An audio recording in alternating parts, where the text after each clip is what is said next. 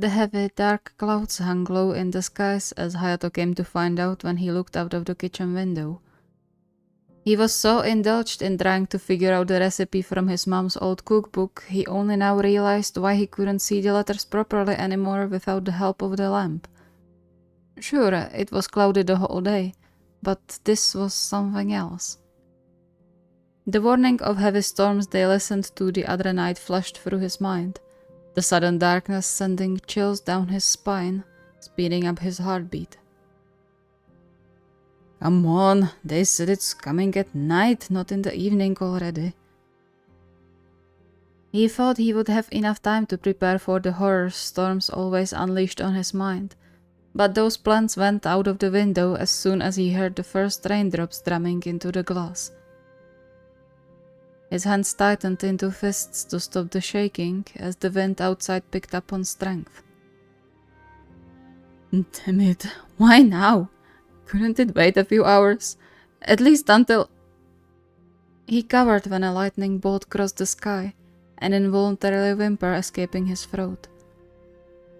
He still recalled hiding in the closet when a storm came, huddled into anything that seemed like it could protect him so tightly he almost suffocated on one occasion. His parents used to be quite understanding of his fear, but as the time went by, they seemed more annoyed with it than anything. Luckily, he still had his sisters, but he still rather stayed in dorms while in high school. His teammates never made fun of him for being scared, ever. These days, Taii usually spends storms with him, his presence allowing Hayato to breathe more freely. But this time, it only took one look at the clock for the uneasy realization to settle in. Taii was still at school and wouldn't be coming home for at least another hour. He was on his own. His heart almost stopped at the crash of thunder that sounded too close for his comfort. He pulled as far away from the windows as he could, trying in vain to settle his frantic breathing. It's fine, nothing's going to happen. What could happen inside a building? A panicked thought of Taii going home through the storm, outside, without anything to protect him, crossed his mind. Hopefully he will stay inside if it gets bad. He contemplated calling Taii, but then decided against it. The last thing he wanted was to get his fiancée in trouble for using his phone during lecture. And besides, what would he say? Ask him to come home and miss half of the lecture because he was scared of stupid thunder? The worst thing was, Taii would come in a heartbeat. Hayato knew that. Which would just put him in danger of walking home through the storm. No, he couldn't do that, no matter how terrified he was. He gritted his teeth, mentally cursing his inability to collect himself despite knowing the chance of him getting hurt inside of a building with several lightning conductors was close to zero. He could do this. It was fine. Everything was fine. A flash of lightning illuminated the whole room. A second later, a crash of thunder rattled with the window panels, sending him crumbling to the floor with a terrified shriek. Oh no. Why now? Why? Another lightning sent his heartbeat skyrocketing, the invisible chains tightening around his chest, making it difficult to breathe. He covered his ears against the incoming crash, but his hands weren't enough to even muffle the rumbling boom seemingly sounding right above the house. Tears stunk in his eyes as the howling of wind grew stronger, the rain now assaulting the windows with new strength. The cacophony of wailing, drumming, and crashes rattled with his very core, sending his mind into overdrive. He pushed himself into the farthest corner, curling into a ball. With the last bits of willpower, he grabbed his phone, his hands shaking so much he couldn't see the screen properly. Please come home. Please, I'm scared. Please, Taii. Yet, no matter how long he waited, the messages were left without an answer. A strangled cry tore from his throat with another crash of thunder. He dug his nails into his scalp and squeezed his eyes shut. Please stop, please stop. His chest constricted, strangling and suffocating. Everything around him shook as the thunder continued to boom. At this rate, the walls were going to crumble soon. He was going to die there, alone. A strangled whimper fell from his lips with another crash. Come home, please. Make it stop. Everything was too loud, deafening, rattling with his soul. He pushed himself even more into the wall, squeezing his knees to his chest while staying ignorant of the tears streaming down his face. His breath shortened even more, reminding him of his childhood. He was going to die, by the storm or by suffocating himself. Aya, can you hear me? Open your eyes, dear. It's all right, I promise. He froze. Something warm surrounded him like an embrace, the soft voice by his ear tearing him from the panicked stupor and returning him into their little flat. He raised his eyes, meeting with his beloved's tender gaze. Taii.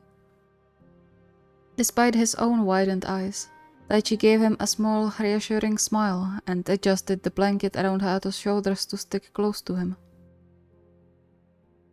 Yeah, it's okay. Nothing's going to happen to you, I promise. And Hayato could cry, this time from relief. You came. He paused, taking note of Taichi's wet hair and reddened cheeks, both of which told him he had to run at least part of the way through the storm. Relief from knowing Taichi was alright flooded his body. Then another crash of thunder made him flinch, a strangled cry leaving his mouth as he curled into a ball. It's alright. Nothing will happen, I promise. Make it stop, please. Warm hands cupped his cheeks before his ears got covered with something soft. All sounds suddenly stopped, leaving just a barely hearable rumble. He looked up through the teary mist, confused as to what just happened. Taichi smiled at him, motioning to his ears, and only then did Hayato realize what that something was. Reluctantly untangling his arm from the blanket, he reached to his ear, sure enough finding headphones set firmly on his head. Taichi quickly tapped something into his phone, and then soft melody started to play, muffling all the remaining outer sounds. Oh. Shaking his head, Taichi handed him a familiar pill together with a glass of water, squeezing his hand as soon as Hayato chucked it down. Right, he didn't need to know how. Important thing was that it worked. He flinched when lightning illuminated the room again, but the headphones didn't let any sound through. Slowly but surely, and with the help of Taichi's presence, the pressure on his chest eased, allowing him to breathe again. In a battle with the remaining anxiety, he pulled Taichi's hand to his cheek again, clinging to the touch like to a live buoy. Taichi's features softened even more at that, turning all of Hayato's attention to how pretty his fiancée was with wet hair, until another lightning strike forced him to hide his face in Taichi's shoulder. Taichi's arms were around him almost immediately, his chest vibrating with a hum, turning his personal hell into a bubble of peace. He was safe now. Nothing could happen to him with Taichi by his side.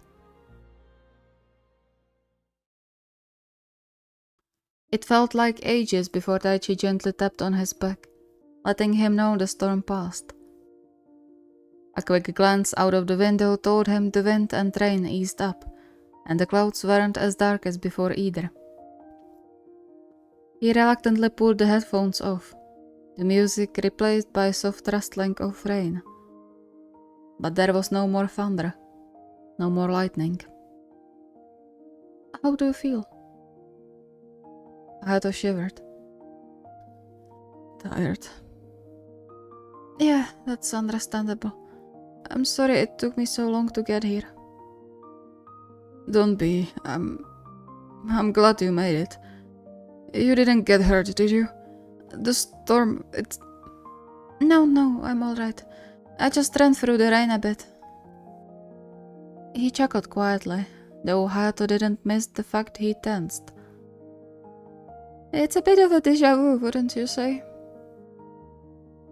Hayato's mind took him several years back to his old dorm room in Shiratorezawa, to the day Taichi showed up in his room drenched by rain in order to save him from the storm for the first time.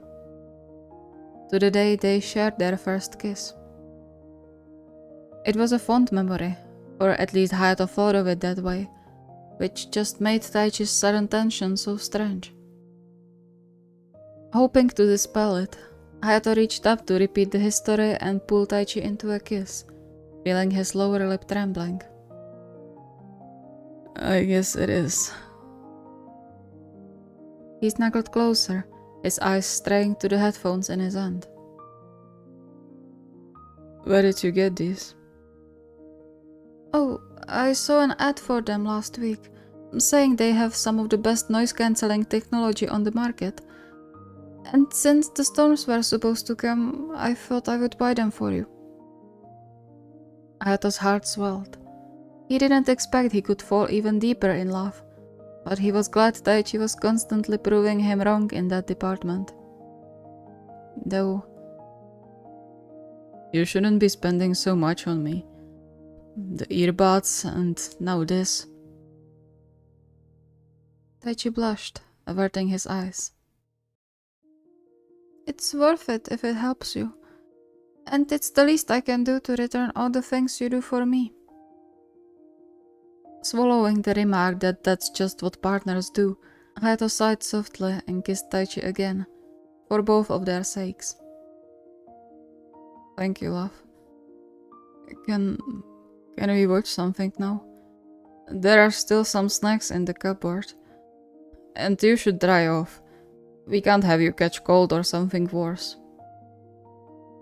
Taichi hesitated, but then hummed in agreement, squeezing Hayato's hand around the headphones. Okay. The headphones should be able to connect to the TV, so if the storm comes back, you can just put it on. You thought of everything, didn't you? He leaned in for one last kiss for now, thanking all deities for the fortune of having Taichi in his life. Go take a shower, okay? And dry your hair. I'll get you some warm clothes. But... Go.